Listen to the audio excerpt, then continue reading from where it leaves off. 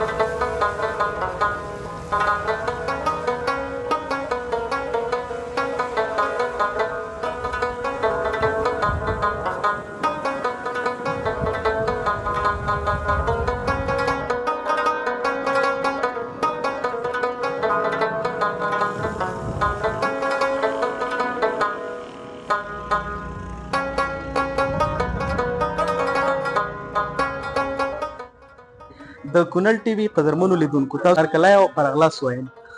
نن درته په داسې یو ځای باندې ځانګړې خپرونه وړاندې کوو چې له نوم سره یې ټول افغانان اشنا دي، بلې ضیافت رستورانت. ضیافت رستورانت نه یوازې د خوندورو غذا ماڼۍ ده، بلکې دلته د افغانانو دود، کلتور او میلمه پالنه هم ژوندۍ کیږي. ضیافت رستورانت نه یوازې د خوندورو خوړو په لرلو سره مشهور دی، بلکې د دې کلاسیک ډیزاین، همدارنګه ښکلي فرنیچر د داخلي او بهرنیو خلکو پام ځان ته راړولی دی. تر پایه را سره واوسیږئ او د دغې خوندورې خپرونې څخه خوند واخلئ.